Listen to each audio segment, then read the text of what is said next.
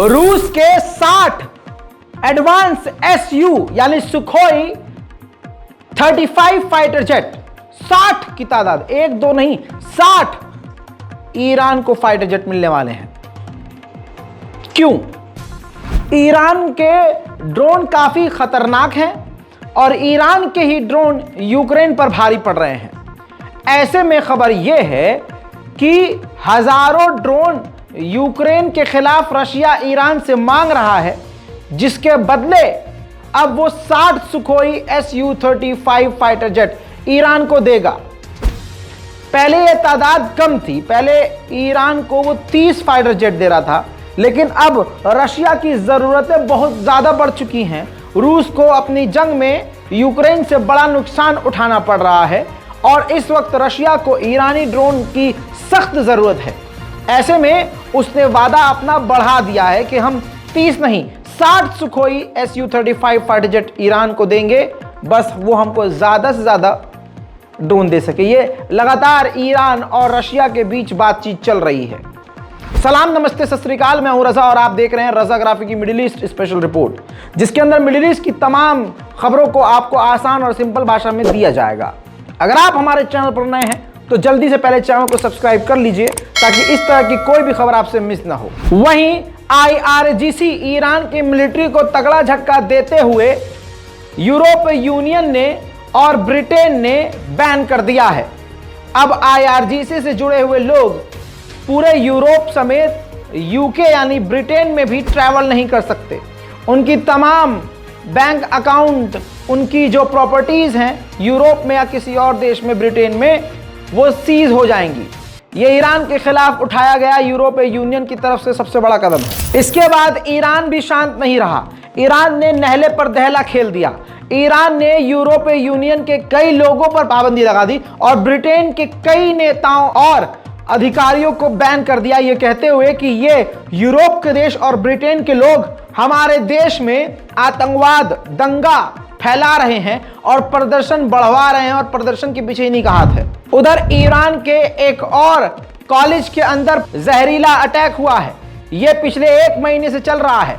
Iran के अलग अलग इलाकों में खासकर महिलाओं यानी लड़कियों के कॉलेज पर हवा में जहर मिला दिया जा रहा है, या कहीं पानी में जहर या कहीं खाने में, जिसके बाद उस कॉलेज की लड़कियां जिन पर पॉइजन अटैक, जहरीला अटैक हो रहा है, वो सांस नहीं ले पा रही हैं। देखिए,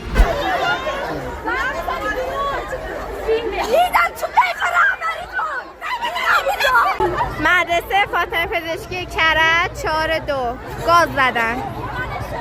معاونین اجازه خروج نمیدادن به بچه‌ها. بچه‌ها خودشون زدن بیرون. حال خیلی‌هاشون هم بده. 4 اردیبهشت 402.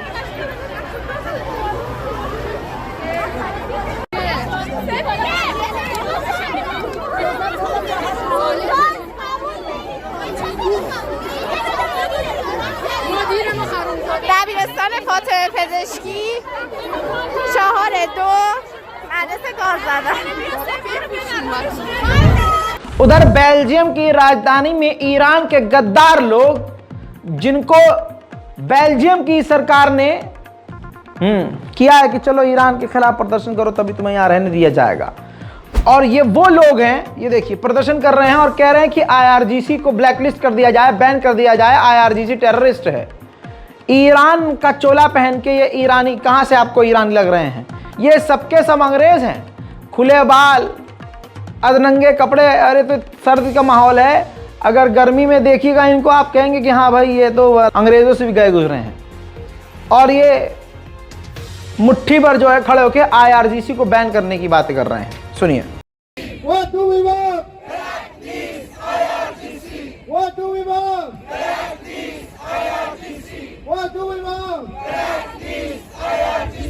Democracy, freedom, regime change in Iran. Democracy, freedom, regime change in Iran. Democracy, freedom, regime change in Iran. Democracy, freedom, regime change in Iran. अबे असली प्रदर्शन तो खुद इजराइल में हो रहा है। इजराइल की राजधानी तेल अवीव में यह 16वां हफ्ता शुरू हो चुका है और वहां पर ऐसा प्रदर्शन नेतन्याहू के खिलाफ हो रहा है जिसको आप देखेंगे तो हैरत करेंगे। ये देखिए,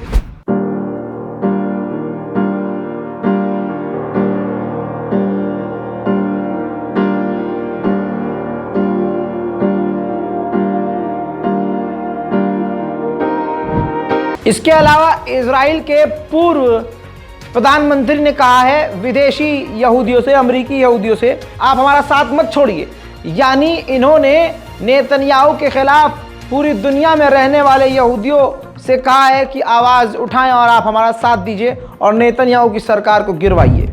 ईरान और अरब देशों की जैसे ही दोस्ती हुई, अमेरिका और इजराइल के पेट में ऐसी तकलीफ और दिमाग में ऐसा दर्द उठा कि ये देखिए, भारी भरकम तादाद में अमेरिका की एक बड़ी डेलीगेशन यहूदी प्रधानमंत्री नेतन्याहू से मिलने पहुंच गई। दोस्तों, अब क्या प्लान लेके ये पहुंचे हैं और ईरान के खिलाफ कौन सा षड्यंत्र रचने जा रहे हैं, फिलिस्तीन के खिलाफ अब ये क्या नया कदम उठाने जा रहे हैं, किसी को नहीं पता। तो ये जितने लोग हैं, ये सब के सब जो आपको नजर आ रहे हैं अमेरिकी डेलीगेशन है, ये सब अमेरिकी हैं और ये नेतन्याहू से मिलने पहुंचे हैं। और अमेरिका और इजराइल की ये काफ़ी लंबी ये बातचीत हुई है। अब जाहिर सी बात है, मीटिंग इस वक्त सिर्फ और सिर्फ ईरान के खिलाफ ही हो सकती है, लेकिन ज़्यादा एडिशनल जानकारी फ़िलहाल अभी तक हासिल नहीं हुई है कि इसका मकसद क्या था। लेकिन इसी इजराइल ने, जो किसी के आगे ऐसे नहीं होता, इसी इजराइल ने, खबर यह है कि चीन के आगे ऐसे कर दिया है, प्लीज़ कहा है कि प्लीज़ आप हमारी मदद कीजिए ईरान के खिलाफ, ताकि ईरान परमाणु खतरा न बन सके। उधर इजराइल की यहूदी मिलिट्री फिलिस्तीनियों के वेस्ट बैंक के इलाके में घुसी और 4 युवकों को गोली मार दी, जिसमें से एक युवक की मौके पर ही मौत हो गई और लगातार इसी तरह के ऑपरेशन वो हर रात कर रहा है। दोस्तों, उधर बड़ी खबर ये आ रही है कि इजराइल ने टैंक और तोपें दागी हैं सीरिया में हिजबुल्लाह के ठिकानों पर, जिनकी तस्वीर ये है। اصفهان سوم اردیبهشت ضد هوایی فعال شده سمت هوانیروز اصفهان.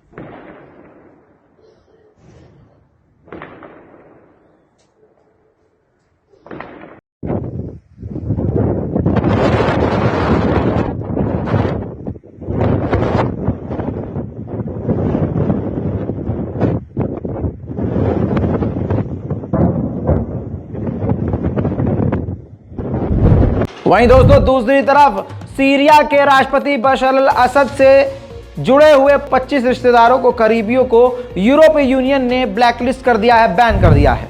दोस्तों, उधर सीरिया के अंदर अमेरिकी जनरल जो मौजूद है, उसने कहा है कि सीरिया के अंदर हवा में अजीबोगरीब तरीके से जो काम नहीं करना चाहिए रशियन एयरफोर्स कर रही है। यानी जहां उड़ान नहीं भरनी चाहिए, जहां कोई हरकत नहीं करनी चाहिए, उकसाने वाला काम जिसे कहा जाता है कि सीधा उकसाने वाला काम कर रही है और गैर ज़रूरी काम रशिया की एयरफोर्स सीरिया में कर रही है। उधर जहां हूथीज़ और सऊदी अरब के रिश्ते ठीक हो गए थे, वहां हूथीज़ ने न जाने क्यों धमकी दी है, लेकिन दे दी है। हूथीज़ ने कहा है कि सऊदी अरब और हमारे बीच बातचीत चल रही है और हमारे बीच एग्रीमेंट हो गया है, सीज फायर हो गया है, लेकिन अगर किसी ने, सऊदी अरब ने भी अगर सीज फायर का उल्लंघन किया तो हम सऊदी अरब समेत सऊदी अरब के जो साथी हैं इस जंग को उनके देश के अंदर ले जाएंगे और हाल बहुत बुरा करेंगे। ऐसा लग रहा है कि हूथीज़ को ये इनपुट मिल रहे हैं कि सऊदी अरब आपसे नॉर्मलाइजेशन का ड्रामा कर रहा है, पीछे से आप पर अटैक कर सकता है। शायद यही इनसिक्योरिटी हूथीज़ को उकसा चुकी है कि अब सऊदी अरब को धमकी दे। वहीं दोस्तों, ओटोमान एम्पायर के वक्त 1915 का ये दौर था जब तुर्की पर इल्ज़ाम लगा, यानी उस वक्त ओटोमान गवर्नमेंट पर यह इल्ज़ाम लगा कि उसने आर्मीनिया में घुसकर आर्मीनिया के लोगों का कत्लेआम किया, जिसकी मान्यता कहीं नहीं मिलती है। आर्मीनिया इसको जेनोसाइड घोषित करता है, लेकिन तुर्की के विरोध में अमेरिका ने भी आर्मीनिया का समर्थन करते हुए इसको जेनोसाइड करार दिया। अब उसी की बरसी थी, उसकी बरसी पर यह देखिए ट्वीट क्या किया गया। बाइडेन सरकार की तरफ से ट्वीट कर दिया गया। यूएस एम्बेसी की तरफ से, आर्मीनिया में जो एम्बेसी है उसके अंदर ट्वीट किया गया, जिसमें जो स्टेटमेंट है वो काफ़ी खतरनाक दिया गया। जिस स्टेटमेंट में बाइडेन सरकार के द्वारा कहा गया कि ये काफ़ी दुखद है, हमें वो वक्त याद आता है, मतलब जो भी उन्होंने कहा कि वो सही नहीं हुआ, बुरा हुआ, आर्मीनिया के लोगों को मारा गया, ये नहीं होना चाहिए था ऑटोमन एम्पायर की तरफ से, ब्ला ब्ला ब्ला, बहुत सारी बातें कही। यानी सीधा सीधा तुर्की विरोधी बातें बाइडेन सरकार ने कर डाली। 30 सेकंड का भी इंतजार इस बयान के बाद तुर्की ने नहीं किया। जैसे ही तुर्की को यह बयान पता चला, तुर्की ने तुरंत पलट का जवाब दिया और कहा, यानी खुद ये बात रजब तैयब एर्दोगान ने कह दी कि फालतू की बात है ये, इसका कोई सेंस नहीं है। जो जंग हुई थी उसमें जो बवाल हुआ था, दोनों तरफ का बराबर का नुकसान हुआ था। ये गंदी पॉलिटिक्स है और अपने फायदे के लिए ये सब चीज़ें बोली जा रही हैं। वहीं तुर्की ने कहा कि बहुत जल्द तुर्की, रशिया, सीरिया और ईरान की मुलाकात होने वाली है रूस के अंदर मॉस्को में, और सीरिया के मुद्दों पर बातचीत की जाएगी। जॉर्जिया का बॉर्डर आज़रबाईजान से मिलता है, तो आज़रबाईजान ने जॉर्जिया के डिफेंस मिनिस्टर से फ़ोन पर बातचीत करी है और कॉपरेशन की मांग की है और कहा है कि आप हमारा साथ दीजिए। इजराइल ने लगता है आज़रबाईजान के अंदर चाबी भर दी है कि अड़ोस पड़ोसी के साथ अपने रिश्ते मजबूत करो और उसके बाद ईरान के खिलाफ खेल खेलो। उधर फ्रांस के एक सेनेटर ने कहा है, हमें आर्मीनिया को हथियार देने चाहिए ताकि वो आज़रबाईजान से अपने आप को बचा सके। अबे पहले अपना मुल्क बचा लो। पूरे फ्रांस में खतरनाक प्रदर्शन हो रहा है, महीनों गुजर चुके हैं, 3 से 4 महीना लग चुका है। फ्रांस की सड़कों पर मिलियन और ट्रिलियंस की तादाद में जो है कूड़ा करकट, टट्टी, पेशाब पड़ा हुआ है। पूरे सड़कों पर फ्रांस के 200 शहरों पर हिंसक प्रदर्शन हो रहा है और ये दूसरे घर में झांक रहे हैं। अपने घर में आग लगी हुई है, पखाना सड़क पर पड़ा हुआ है, दूसरे घर में आग लगा रहे हैं सुअर के बच्चे।